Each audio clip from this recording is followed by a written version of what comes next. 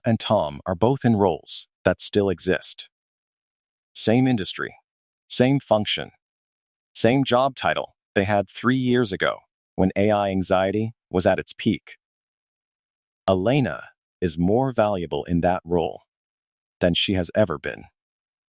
Tom still has the job, but his manager is quietly trying to figure out what to do about the gap between what the role now requires and what Tom is actually delivering.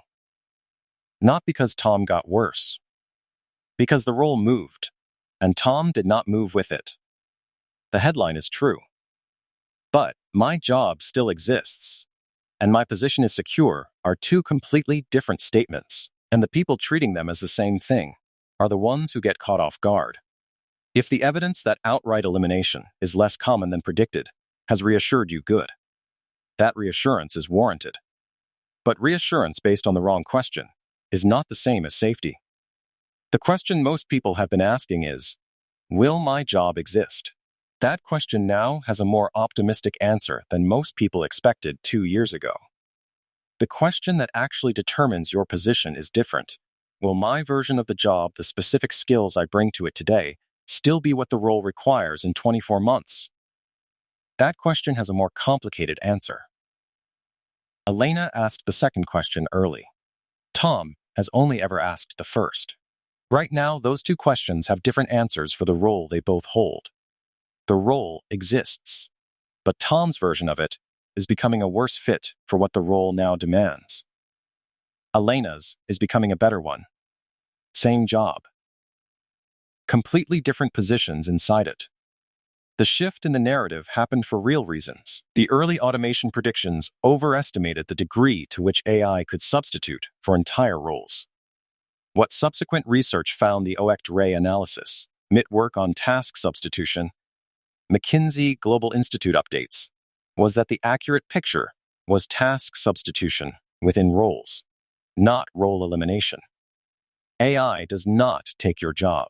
It takes the tasks inside your job that fit a specific profile, structured, legible, repeatable, and leaves the remainder. The remainder is still a job, often still the same title. But it is a different job in terms of what it requires from the human doing it. A 2024 Brookings analysis looked at roles in finance, marketing, and professional services significantly touched by AI tooling over 3 years.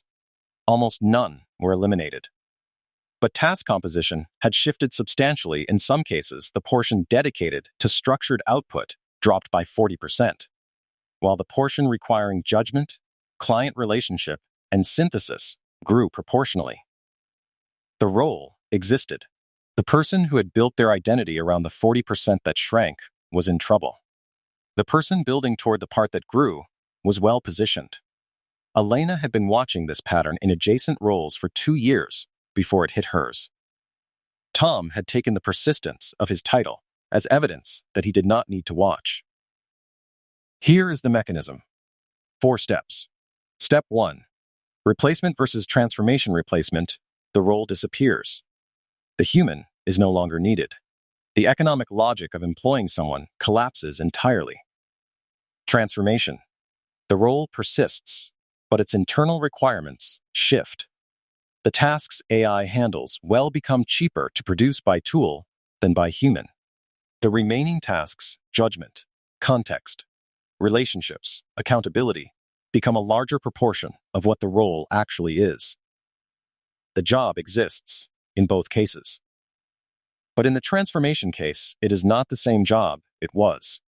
A financial analyst role in 2019 might have been 60% data gathering and structured report production, 40% interpretation and judgment. The same role in 2025 might be 20% structured output and 80% interpretation, relationship, and synthesis. The role still exists. But if you built your identity around being excellent at the 60%, you are now in a role that requires a completely different distribution of skills. And you are starting from behind.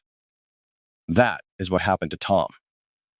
Not dramatically, quietly, over 3 years of small shifts that individually seemed insignificant and collectively added up to a significant mismatch. Step 2. Why transformation is still a serious challenge. The transformation framing should not be as comforting as the headline implies. When a role transforms, the human in it faces a skills gap, not at the level of the role's existence, but at the level of what it now requires. And skills gaps that develop gradually, without a clear signal, are harder to close than gaps that arrive with an obvious catalyst. If your company announces a layoff, the signal is clear. You know you need to adapt. If your role gradually shifts its internal requirements over 3 years with no announcement, no headline, no moment where anyone tells you explicitly that the job has changed, you can miss the accumulation entirely until the gap is significant. Tom did not miss any single moment. He missed 3 years of small moments, each easy to dismiss individually. A task absorbed by a tool, a deliverable that used to require his specific expertise, and now required something different. None sent a clear signal. Together, they added up to a role that now requires things Tom has not been building. Step 3. The false safety trap "my job still exists" tells you something about the role. It tells you nothing about whether your specific relationship to that role is secure. This distinction sounds obvious when stated directly. It is not obvious when you are inside a role that has been transforming gradually, where your performance reviews are fine, where nobody has told you anything has changed, and where the headline evidence suggests outright elimination is not happening. In that environment, "my job still exists" feels like the relevant data point. It is not. The relevant data point is, what does the role actually require now compared to 3 years ago? And is what I am bringing to it the right match for what it currently needs?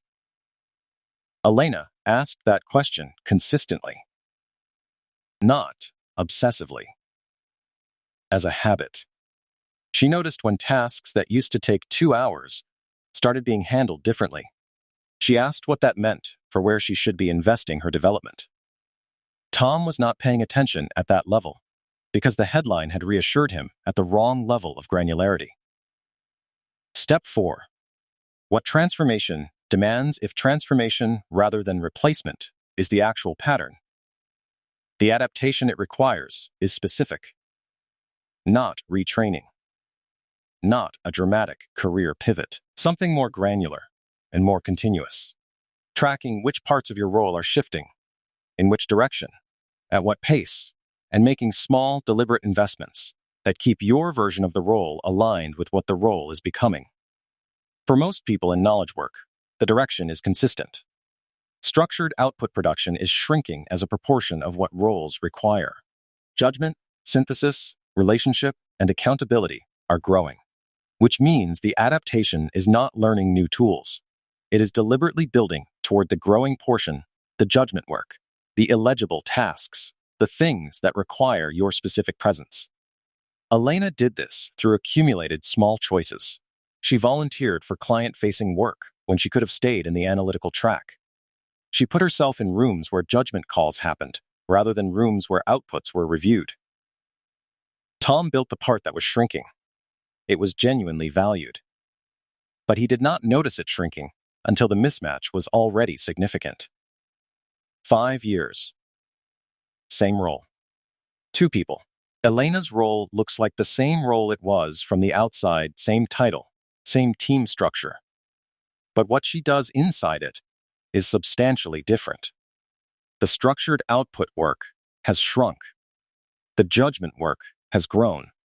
She has grown with it because she was watching it happen and making choices that kept her aligned with what the role was becoming. She is not just surviving in the role. She is better at it in the ways the role now values, which are different from the ways it valued things 5 years ago. Tom's role also exists, same title. Reviews still say solid contributor, reliable output, but there is a quiet mismatch building. The things Tom is best at are no longer what the role needs most. The things the role now needs most are things Tom has been developing less deliberately, because he thought the existing skill set was what he was there to provide. Nobody has told Tom this directly, His manager is not sure how to have the conversation. But when the next significant opportunity comes, a stretch project, a promotion consideration, a moment where the organization needs to decide who is best positioned for what the role is becoming, the mismatch will be visible in a way it has not been yet. Tom is not in danger today, but he is building a gap between himself and his own role. And it is building silently, one quarter at a time. One question swap. This week.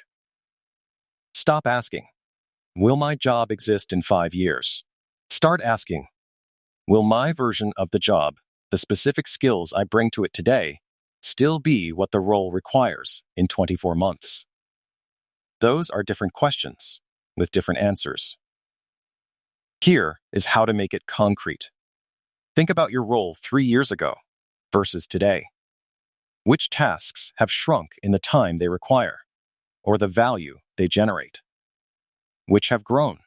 Which have appeared that did not exist before? Now project that directional shift forward 24 months. If the same pattern continues, and there is no specific reason to expect it to reverse, what does your role look like? And is what you are currently building toward the part that is growing, or the part that is shrinking? That exercise takes 20 minutes. It does not require external research. It just requires honest attention to what you have been observing in your own work.